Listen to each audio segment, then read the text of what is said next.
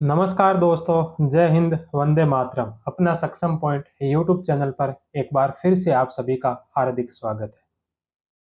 World history की इस class में आज 12th नंबर चैप्टर जर्मनी का एकीकरण।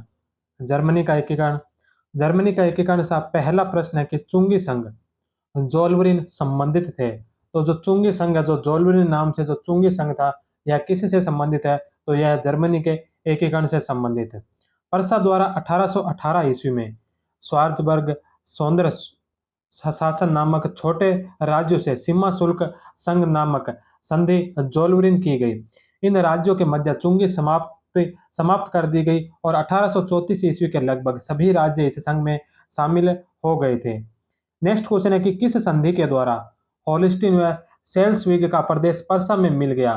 तो होलिस्टीन और सेल्सविग का जो प्रदेश जो परसा में मिला था, यह मिला था प्राग की संधि के तहत। तो 3 नंबर ऑप्शन है जो इसका राइट आंसर होगा।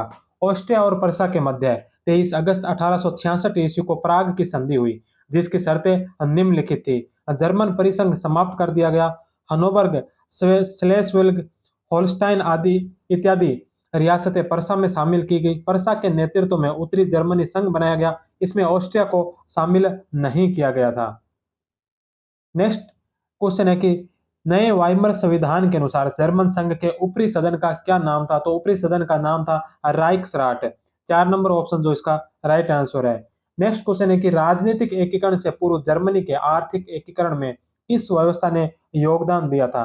तो राजनीतिक एकीकरण से पूर्व जो आर्थिक एकीकरण हुआ था, इसमें जो जोल्वरिन व्यवस्था ने इसका प्रमुख योगदान रहा था। जोल्वरिन या सीमा शुल्क संघ का श्री गणेश 1819 में पहली बार स्वार्जबर्ग सौदर शोषण के मध्य हुई हुई इस चुंगी संघ में यह निश्चय किया गया कि सदस्य अधिकांश वस्तुओं का स्वतंत्र व्यापार करेंगे और एक दूसरे के सम्मान पर चुंगी नहीं लेंगे।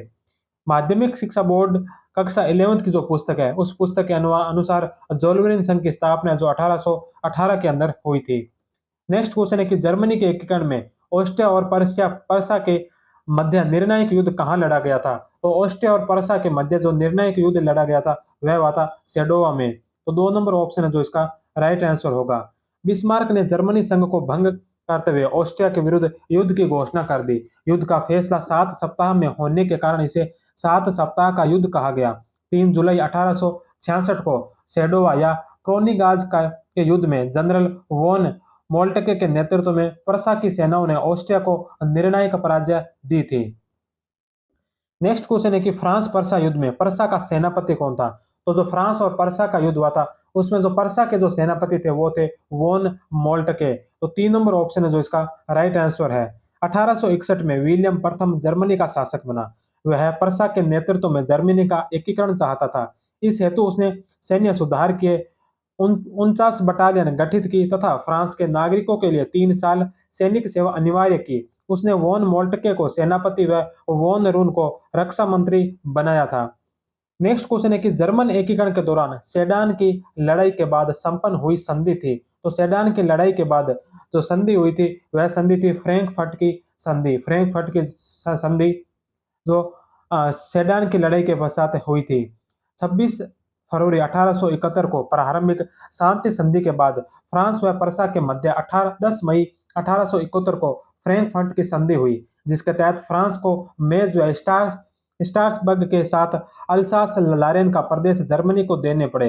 फ्रांस ने जर्मनी को 3 वर्ष के अंदर 20 करोड़ पौंड क्षतिपूर्ति के रूप में देना स्वीकार किया था। नेक्स्ट क्वेश्चन है कि जर्मनी का एकीकरण किस राज्य के नेतृत्व में हुआ था? तो जर्मनी का जो एकीकरण है वो परसा के नेतृत्व में हुआ था। तो 4 नंबर ऑप्शन इसका राइट आंसर है। किस घटना के पश्चात बिस्मार्क ने कहा, हमने दरार को एक कागज के टुकड़े में ढक दिया है? तो कौन सी घटना के पश्चात बिस्मार्क ने यह बात कही थी कि हमने जो दरार को है एक कागज के टुकड़े से ढक दिया है? तो गेस्टाइन समझौते के पश्चात।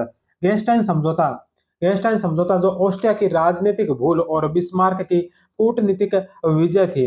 होल्स्टाइन यद्यपि ऑस्ट्रिया को मिला, लेकिन उसकी अधिकांश जनसंख्या जर्मन थी, अतः वहां वहां पर विद्रोह भड़काना आसान था। बिस्मार्क का कहना था कि यह गेस्टाइन मात्र कागज द्वारा दरार ढकने जैसा दिखाई देता है। बिस्मार्क ने ऑस्ट्रिया के साथ होल्स्टाइन के आगामी प्रश्न पर युद्ध की पृष्ठभूमि तैयार कर दी थी।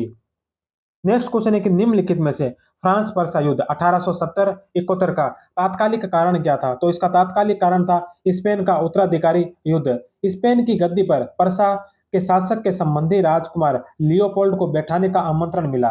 दूसरी ओर फ्रांस ने इस निर्णय का तीव्र विरोध किया। लियोपोल्ड को स्पेन की गद्दी मिलने से पर्सा की शक्ति बढ़ना तथा फ्रांस की सुरक्षा को खतरा होना दिखाई दे रहा था।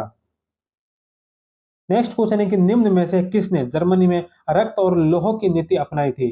तो रक्त और लोह की नीति जर्मनी में अपनाने वाले थे बिस्मार्क। सरकार अपने लक्ष्य की पूर्ति के लिए अत्यंत कठोर व दृढ़ता की नीति अनुसरण करते हुए भीषण युद्ध व रक्तपात से न हिचके। यही रक्त और लोह की नीति सबसे पहले इस शब्द बंद का प्रयोग बिस्मार्क ने 1886 ईस्वी में किया था। नेक्स्ट क्वेश्चन है कि नेपोलियन द्वारा बनाए गए राइन संघ में कितने राज्य थे? तो नेपोलियन ने जो राइन संघ बनाया था उसमें 39 राज्य थे। तो 2 नंबर ऑप्शन जो इसका राइट आंसर होगा। 1806 से पूर्व जर्मनी में 300 से भी अधिक राज्य थे। इसमें इनमें एकता का अभाव था तथा वे स्वयं में स्वतंत्र थे। नेपोलियन ने इन सभी राज्यों को मिलाकर 39 राज्यों का एक संघ बनाया जिसे राइन संघ नाम दिया गया था। नेक्स्ट क्वेश्चन है कि किसने कहा था कि यदि जर्मनी के एकीकरण का प्रणेता नेपोलियन को माना जाए तो यह मजाकों में सबसे घृणित मजाक होगा। तो यह बात किसने कही थी कि अगर जर्मनी के एकीकरण का प्रणेता नेपोलियन को माना जाए तो यह मजाकों में सबसे घृणित मजाक होगा। तो यह बात कही थी लिप्सन ने। तो 1 नंबर ऑप्शन है जो इसका राइट आंसर है। नेक्स्ट क्वेश्चन है कि वीना कांग्रेस 1815 के निर्णय के अनुसार राइन संघ का नाम बदलकर क्या किया गया? तो राइन संघ का जो नाम बदलकर यह किया गया था जर्मन परिसंघ। यह किया था वीना कांग्रेस 1815 के निर्णय के पश्चात। जर्मन परिसंघ के निर्माण का उद्देश्य था जर्मनी में राष्ट्रीयता का निर्माण न हो। यह 39 राज्यों का एक ढीला ढाला संघ था। ऑस्ट्रिया के सम्राट को इस संघ का अध्यक्ष बनाया गया तथा उपाध्यक्ष पर्सा के सम्राट को बनाया गया। फ्रैंकफर्ट में संघ की एक डाइट बनाई गई थी। नेक्स्ट क्वेश्चन है कि राइन संघ के कितने राज्यों को इलेक्टर कहा जाता है जो रोमन सम्राट के चुनाव में भाग लेते थे? तो 8 राज्य है। नेक्स्ट क्वेश्चन है कि निम्नलिखित में से सही कूट का चयन कीजिए। तो इसमें से सही कूट बताना है। पहला है उत्तरी जर्मनी। इसमें हेनोवर, पर्सा, स्लेस्विग तथा हेलोस्टीन प्रांत थे। तो यह बात सत्य है। उत्तरी जर्मनी के अंदर जो हानोवर, पर्सा, स्लेस्विग और होलेस्टीन प्रांत थे। मध्य जर्मनी इसे राइनलैंड के नाम से जाना जाता था। तो यह भी सत्य है। और दक्षिणी जर्मनी में बावेरिया, सैक्सनी, बेडेन, स्टार्सबर्ग तथा बर्टेनबर्ग ये जो प्रांत है ये दक्षिणी जर्मनी में थे। तो ये बात भी सत्य है। तो इसमें पूछा है सही कोड कौन सा है? तो 1, 2 और 3 तीनों इसके सही है। तो 4 नंबर ऑप्शन जो इसका राइट आंसर होगा। किस वर्ष बर्सेन सेफ्ट नामक संगठन का निर्माण हुआ? तो बर्सेन सेफ्ट नामक जो संगठन है ये 1815 ईस्वी में बनाया गया था। जर्मनी के जेना विश्वविद्यालय में 1815 में बर्सेन सेफ्ट नामक देशभक्त संगठन का निर्माण किया गया। इस संगठन ने जर्मन देशवासियों के उत्थान पर जोर दिया। इस संगठन ने देशवासियों में न्याय, स्वतंत्रता और एकता की भावना भर दी थी। नेक्स्ट क्वेश्चन है कि addresses to the German people नामक पुस्तक की रचना किसने की? तो addresses to the German people नामक जो पुस्तक लिखी थी, यह लिखी थी फिक्टे के द्वारा। फिक्टे 2 नंबर ऑप्शन जो इसका राइट आंसर होगा। नेक्स्ट क्वेश्चन है कि किसने कहा कि हम लोगों की कोई पितृभूमि नहीं है, केवल होहेन जोर्सन ही हमें यह दे सकते हैं? तो यह बात किसने कही थी? तो यह कही थी त्रेटेस्की ने। 2 नंबर ऑप्शन भी इसका राइट आंसर होगा।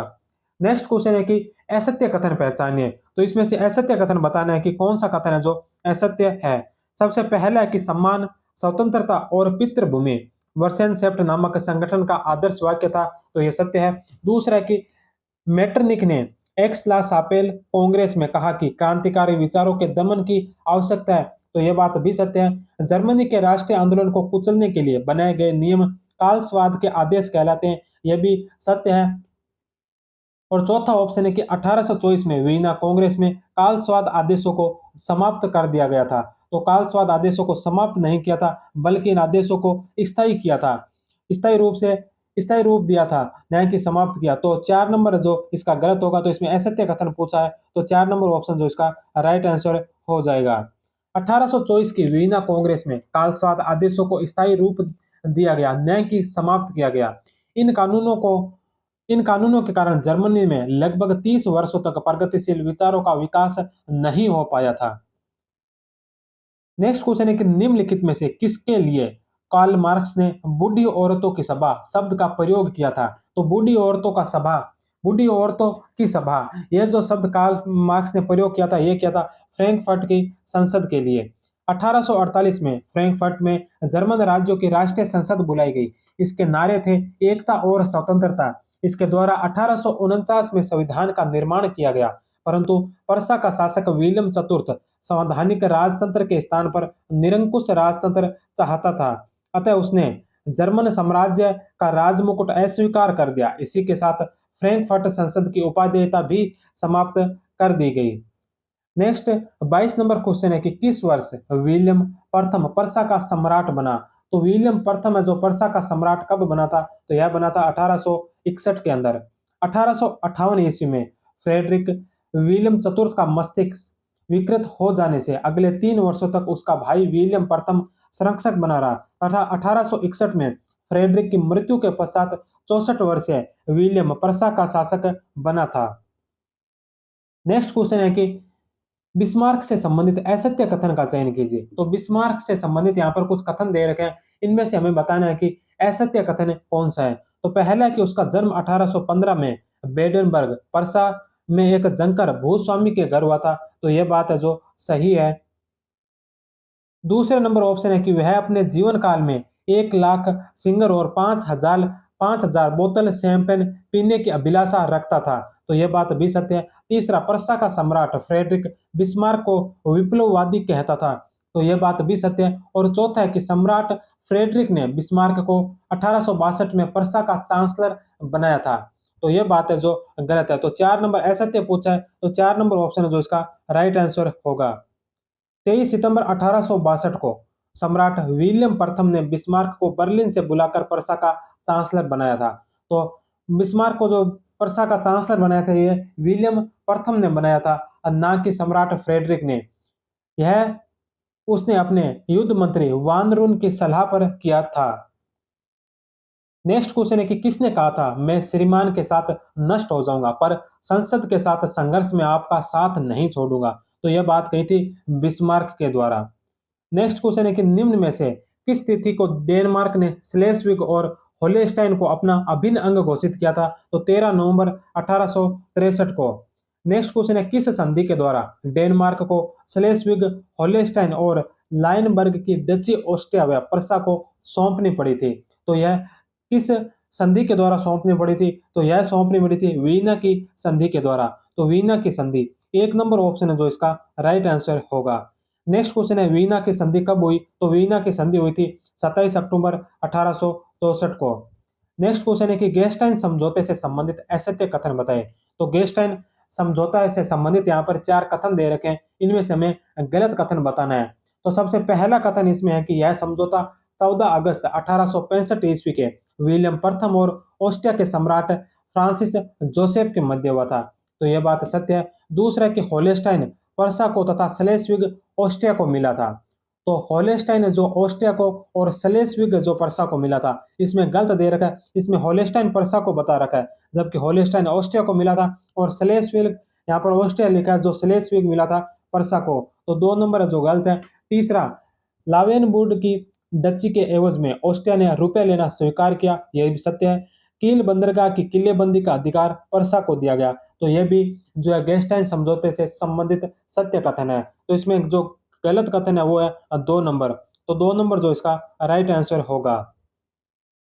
गेस्टाइन समझौते के अनुसार होलेस्टाइन ऑस्ट्रिया को और स्लेस्विग जो पर्सा को मिला। इस समझौते को ऑस्ट्रिया की राजनीतिक भूल तथा बिस्मार्क की कूटनीतिक विजय माना जाता है। नेक्स्ट क्वेश्चन है कि निम्नलिखित में से किस संधि के बाद बिस्मार्क ने कहा मुझे विश्वास नहीं था मुझे विश्वास नहीं था कि ऐसा कोई ऑस्ट्रियन राजनीतिज्ञ होगा जो इस समझौते पर हस्ताक्षर कर सके? तो कौन सी संधि के बाद जो बिस्मार्क ने यह बात कही थी? तो बिस्मार्क ने कहा था गेस्टाइन समझौते के पश्चात। नेक्स्ट क्वेश्चन है कि जर्मनी के एकीकरण की घटनाओं को कालक्रम अनुसार व्यवस्थित कीजिए तथा नीचे दिए गए कूट की सहायता से सही विकल्प का चयन कीजिए। तो जर्मनी के एकीकरण से संबंधित कुछ घटनाएं दे रखी है जिनको हमें कालक्रम में व्यवस्थित करना है। तो इसमें सबसे पहली है कि नात्सियान फेरेन की स्थापना। तो नात्सियान फेरेन की जो स्थापना हुई थी, ये हुई थी 1859 के अंदर। दूसरा है जालवरीन का निर्माण। तो जालवरीन का जो निर्माण है ये 1819 में हो गया था। बिस्मार्क को पर्सा का चांसलर बनाया गया। तो बिस्मार्क को जो पर्सा का चांसलर बनाया था विलियम प्रथम ने, यह बनाया था 1862 ईस्वी में। और चौथे नंबर पर है बर्सेनसेफ्ट संगठन की स्थापना। तो बर्सेनसेफ्ट संगठन की स्थापना जो 1815 ईस्वी में हुई थी। तो इसमें सबसे पहले नंबर पर जो आएगा वो आएगा बर्सेनसेफ्ट संगठन की स्थापना जो 1815। इसके पश्चात जालवरीन का निर्माण 1819। इसके पश्चात आएगा नात्सियान फेरोन की स्थापना जो 1859। और सबसे लास्ट में आएगा बिस्मार्क को पर्सा का चांसलर बनाया जो 1862 में। तो 4, 2, 1 और 3, 4, 2, 1 और 3, 3 नंबर ऑप्शन है जो इसका राइट आंसर है। बर्सेनसेफ्ट की स्थापना 1815, जालवरीन का निर्माण 1819, नात्सियान फेरेन 1859 और बिस्मार्क चांसलर बना 1862 में। नेक्स्ट क्वेश्चन है कि किस संधि या समझौते के तहत 1815 ईस्वी की वीना संधि द्वारा निर्मित जर्मन परिसंघ को समाप्त कर दिया गया था। तो यह कौन सी संधि के द्वारा किया था? तो यह प्राग की संधि के द्वारा। 3 नंबर ऑप्शन है जो इसका राइट आंसर होगा। नेक्स्ट क्वेश्चन है कि उत्तरी जर्मन संघ का निर्माण कितने राज्यों को मिलाकर हुआ था? तो उत्तरी जर्मन संघ का जो निर्माण है यह 21 राज्यों को मिलाकर किया गया था। व्यूटमबर्ग, हेसे, बेडेन व बेवरिया इस संघ से बाहर थे। बिस्मार्क ने पर्सा के नेतृत्व में 21 राज्यों को मिलाकर इस संघ का निर्माण किया था। नेक्स्ट क्वेश्चन है कि सेडोवो के युद्ध में ऑस्ट्रिया की नहीं अपितु फ्रांस की हार हुई थी। यह कथन किसका है? तो यह बात कही थी थियर्स ने। सेडोवो के युद्ध में ऑस्ट्रिया बुरी तरह पराजित हुआ था। फिर भी बिस्मार्क ने ऑस्ट्रिया के साथ प्राग की संधि की, जिसकी शर्तें भी उदार थी, क्योंकि बिस्मार्क ऐसा मानता था कि फ्रांस को हराने के लिए ऑस्ट्रिया का सहयोग प्राप्त करना जरूरी है। अतः थियर्स का उपयुक्त कथन सही सिद्ध होता है। नेक्स्ट क्वेश्चन है कि एम्स के तार में किन व्यक्तियों के स्वांद को प्रकाशित किया गया था? तो एम्स के तार में जो स्वांद, जिन व्यक्तियों का स्वांद प्रकाशित किया गया था वह व्यक्ति थे विलियम प्रथम व वेनेदेती। तो 4 नंबर ऑप्शन है जो इसका राइट आंसर होगा। फ्रांसीसी राजदूत वेनेदेती और पर्सा के सम्राट विलियम प्रथम एम्स नामक स्थान पर मिले। विलियम प्रथम ने वार्ता का विवरण बर्लिन में बिस्मार्क को तार के माध्यम से भेज दिया, जिसे एम्स तार कहा गया। बिस्मार्क ने इसे 14 जुलाई को अगले दिन इस प्रकार प्रकाशित करवाया कि पर्सा के लोगों को लगे बेनेदती ने पर्सा के सम्राट का अनादर किया तथा फ्रांसीसी राजदूत का अपमान किया गया है। नेक्स्ट क्वेश्चन है कि फ्रैंकफर्ट की संधि हुई थी। तो फ्रैंकफर्ट की जो संधि है ये 10 मई 1871 को हुई थी। फ्रैंकफर्ट की संधि जर्मनी व फ्रांस के मध्य 10 मई 1871 को हुई। जर्मनी को फ्रांस से मेज, स्ट्रासबर्ग व अल्सास लोरेन के प्रदेश मिले। फ्रांस ने जर्मनी को 3 वर्ष के अंदर 20 करोड़ पौंड क्षतिपूर्ति के रूप में देना स्वीकार किया था। माध्यमिक शिक्षा बोर्ड की जो कक्षा 11th की पुस्तक है इतिहास विषय की, उसके अनुसार जो फ्रैंकफर्ट की जो संधि हुई थी यह हुई थी 26 फरवरी 1871 को, लेकिन बाकी सभी जगह 10 मई 1871 ईस्वी आता है। नेक्स्ट क्वेश्चन है कि किसने कहा था फ्रैंकफर्ट की संधि यूरोप का रिसने वाला फोड़ा बन गई है? तो यह कथन है हेजन के द्वारा कहा गया। नेक्स्ट क्वेश्चन है कि सेडान के युद्ध ने जर्मनी को यूरोप की मालकिन और बिस्मार्क को जर्मनी का स्वामी बना दिया। यह कथन किस इतिहासकार ने कहा था? तो यह कहा था केटलवी ने कि सेडोन के युद्ध ने जर्मनी को यूरोप की मालकिन और बिस्मार्क को जो जर्मनी का स्वामी बना दिया है। नेक्स्ट क्वेश्चन में 2 कथन दे रखे हैं, इन दोनों कथनों में से बताना कि कौन सा सही है और कौन सा गलत है। 26 फरवरी 1871 को शांति संधि की प्रारंभिक शर्तों पर हस्ताक्षर हुए, तो यह सत्य है। दूसरा, 10 मई को फ्रैंकफर्ट की संधि के रूप में उनको दोनों देशों के प्रतिनिधियों ने स्वीकार कर लिया, तो यह बात भी सत्य है। तो कथन 1 और कथन 2 दोनों सत्य हैं। तो कथन 1 और कथन 2, 3 नंबर ऑप्शन है जो इसका राइट आंसर होगा। 26 फरवरी 1871 ईस्वी को शांति संधि की प्रारंभिक शर्तों पर हस्ताक्षर हुए और 10 मई को फ्रैंकफर्ट की संधि के रूप में उसको दोनों देशों के प्रतिनिधियों ने स्वीकार कर लिया था। नेक्स्ट क्वेश्चन है कि किसके लिए कहा गया कि वह ऐसा बाजीगर है जो 5 गेंदों से एक साथ खेल सकता है, जिसमें से कम 2 हमेशा हवा में रहती है? तो यह बात किसके लिए कही गई थी? तो यह बात कही गई थी बिस्मार्क के लिए। तो 4 नंबर ऑप्शन है जो इसका राइट आंसर होगा। पर्सा के सम्राट विलियम ने बिस्मार्क के लिए कहा कहा है कि वह ऐसा बाजीगर है जो एक साथ 5 गेंदों ऑस्ट्रिया, रूस, इटली, फ्रांस और इंग्लैंड से खेल सकता है, जिनमें से कम से कम 2 हमेशा हवा में रहती है। नेक्स्ट 40 नंबर क्वेश्चन है कि निम्न में से कौन सा शब्द जर्मन बुद्धिजीवी वर्ग के लिए प्रयोग किया जाता है? तो इल्यूमिनाती। इल्यूमिनाती है जो जर्मन बुद्धिजीवी वर्ग के लोगों के लिए प्रयोग किया जाता है।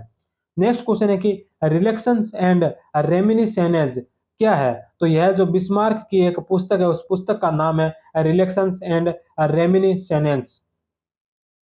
नेक्स्ट क्वेश्चन है निम्नलिखित को सुमेलित कीजिए। तो यहाँ पर सुमेलित करना है, एक तरफ युद्धों का नाम दे रखा है और दूसरी तरफ है जो उनकी तिथियां दे रखी है कि यह युद्ध कब हुए थे, युद्ध का समय बताया गया। तो इनको हमें सुमेलित करना है। सबसे पहला आता है डेनमार्क का युद्ध। तो डेनमार्क का जो युद्ध हुआ था यह युद्ध हुआ था 1864 के अंदर। तो डेनमार्क का युद्ध 1864, तो एक में जो 4 नंबर होगा। दूसरे नंबर पर है वीना की संधि। वीना की संधि भी 1864 में हुई थी। तो यह 27 अक्टूबर 1864। सेडो का युद्ध 1866 में और सेडान का युद्ध जो 1870 में हुआ था। सेडान और सेडोवा दोनों मिलते जुलते नाम है, तो ध्यान रखना। सेडो का युद्ध जो 1866 में और सेडान का युद्ध ये जो 1870 में हुआ था।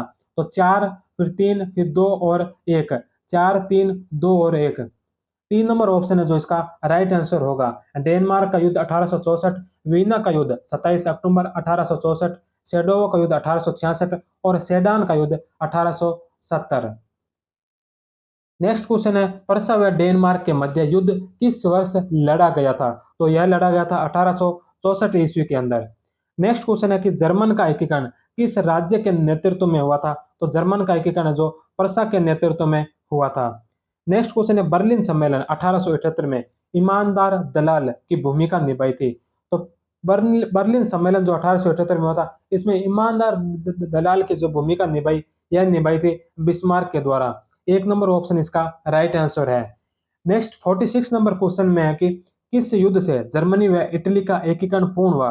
तो जर्मनी व इटली दोनों का एकीकरण कौन सा युद्ध है जिससे इन दोनों का एकीकरण पूर्ण हुआ था? तो वह युद्ध था सेडान का युद्ध जो 1870 ईस्वी में हुआ था। नेक्स्ट क्वेश्चन है शक्कर व बेर की नीति का संबंध है। तो शक्कर व बेर की नीति का संबंध बिस्मार्क से है। बिस्मार्क ने जर्मनी के एकीकरण से पहले रक्त व लौह की नीति अपनाई तथा एकीकरण के बाद शक्कर व बेर की नीति अपनाई थी। नेक्स्ट क्वेश्चन है कि निम्न में से किसे गुप्त संधियों का जनक कहा जाता है? तो गुप्त संधियों का जनक जो बिस्मार्क को कहा गया।